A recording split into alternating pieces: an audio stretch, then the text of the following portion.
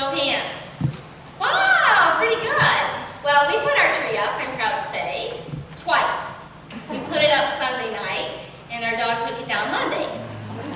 And then we put it back up Tuesday, and it's on the TV. Or at least it was when we left the house. We're going to start our Christmas music. We decided to start it later because we wanted more people to get here. So we'll just do our Christmas music, and then I'll talk a little bit more about the program. So thank you all for coming. Just sit back and relax and have a good time.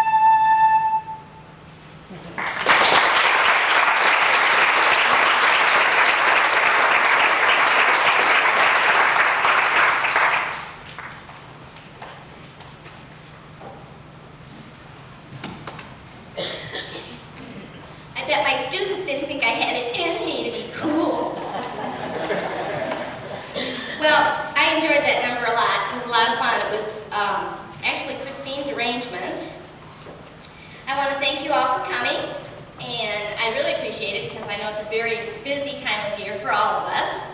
But I'm really glad you came at Christmas time because it's my favorite time of the year.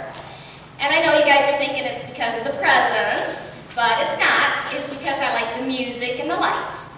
But if you went and bought me a present, I'll take it. I don't want to be rude, but I really do love the music, so I'm really glad that I got to share some of that music with you today. There are a few thank yous I forgot to leave out of the program because I wasn't sure of them ahead of time. They would be Mr. Dykema, who is taping my recital, as well as Jim Brotheridge, and I thank them both. We could have like a competition afterwards and see which one we like better, and sell them and maybe see if we can make some money off of it. You guys might come in, it might come in handy, you never know.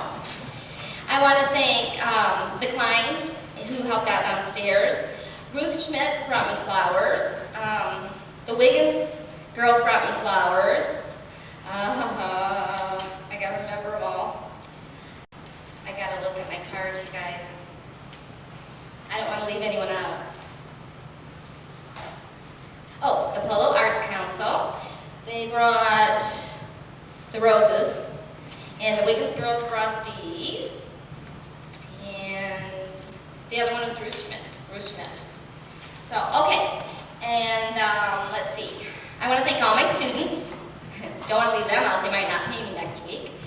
I want to thank my boyfriend Paul, who did a lot of work. He helped bring the Clavinova in, as well as Mark Scholl, and that's a lot of work for his moral support over the week. I would like to thank Kathy Scholl for doing my hair at the last minute for me. I want to thank my mother because she takes a lot of stress off my shoulders because she helps me stuff all the envelopes for invitations, and she rolled up all those programs, tied them together, and put those candy canes on there for you. And you guys, you can eat those if you want during the concert, but you might want to unwrap them now, because if I'm in the middle of a piece, listen Benny, this is for you. If I'm in the middle of a piece, and there's a rest, and it's real quiet, and you open your candy cane, I'll hear it. Then I'll have to come out there and bring you on stage, and you'll have to finish the song for me. Okay? So you can open it now and eat it if you want. Did you eat yours already, Benny? Good for you. And if there's leftovers, he'll take them. Anyway, thanks to my mother who did all that, and she does all the refreshments, and she does all the worrying, actually. I know she's nervous the whole time I'm playing, so that's helpful because then I don't have to worry about it. And I would like to acknowledge someone, and that is Christine Homer. I don't like the word accompanist because I think she is much more than that. She is my partner in crime, and we enjoyed doing music together now for what, 5 years, Chris? 5 or 6 years? And she's a real godsend, and she's become a very good friend to me, and this would be possible without her, and I think she deserves a round of applause.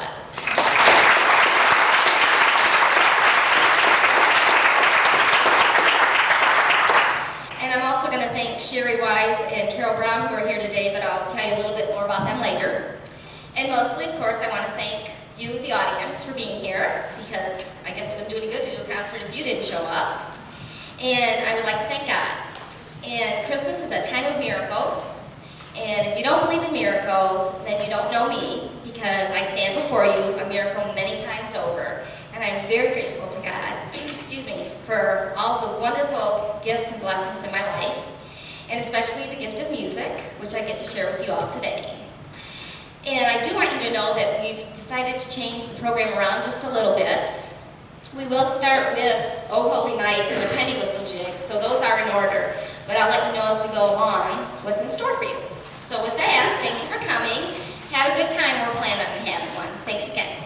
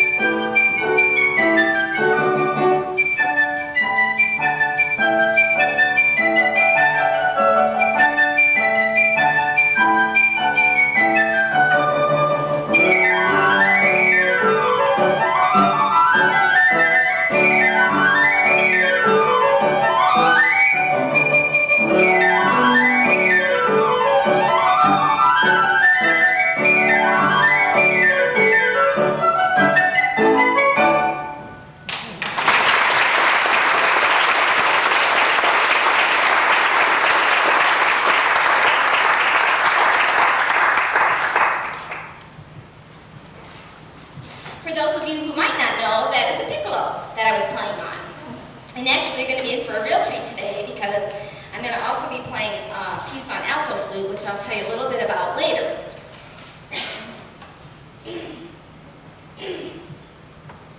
The next piece we're going to do is the Pink Panther, and this piece is in memory of Bill Forrest. Some of you from this area know Bill, and I wanted to tell you a little bit about how I knew him and what kind of person he was and why I chose this song. Over 10 years ago, a little over 10 years ago, I befriended Bill and Marlene's daughter, Pam, and at that time she was fighting cancer, and we became very quick friends, very fast friends, and very good friends in a very short period of time. Unfortunately, she did pass away later that fall, but we had a lot of good memories during that time, and I learned a lot from her. But in all of that, I got to know Bill and Marlene, and they took me into their home that summer because I basically ate over there every day. And Marlene was kind of like a mother to me, one of my many. And Bill was kind of the jokester, and anyone who knows Bill knows that he liked to have a good time, and he liked to play tricks on people, and I don't think he knew a stranger. He was one of those people that anybody could get along with, and he liked to have a good time. And when I used to play my flute over at their house, I would play lots of different songs, and his favorite one was obviously the Pink Panther. So over the last 10 years, though I didn't see them quite as often as I had that summer, every time I do a wedding, the first thing Bill would say to me afterwards is, "I thought you were going to play the Pink Panther." Well, in June, I guess it was, of this last summer, I played for Shelley Corbett's wedding, and I walked into the reception and gave a big kiss and hug to Bill, and the first thing he said is, "I thought you were going to play the Pink Panther." And I didn't get to play it for him then, but I would be more than glad to play it for him now in his memory, and I think he's here in spirit. And I believe that if there's a place to get in any kind of trouble in heaven, that Pam and Bill are hanging out there right now. But I just want Marlene and his family to know that he is missed and he is loved, but for anyone who knew him, they were very lucky to have known him. So this one's for Bill, and I think it describes his personality to a T. So I think you'll enjoy it.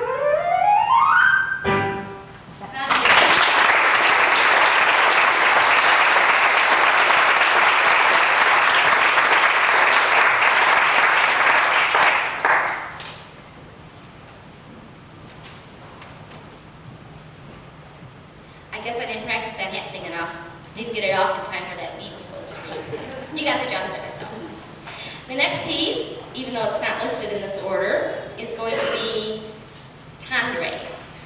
This piece is for alto, flute, guitar, and piano.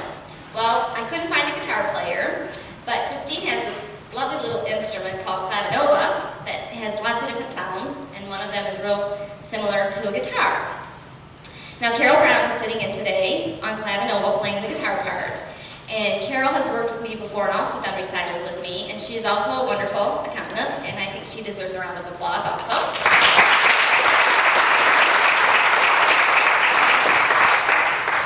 Now, I wanted to tell you, this is on alto flute, and for anybody who doesn't know what one is, it's similar to your flute, but it's going to be a lot larger, and it's going to be a lot thicker, and a lot heavier, and a little bit longer. I'll show you in just a second.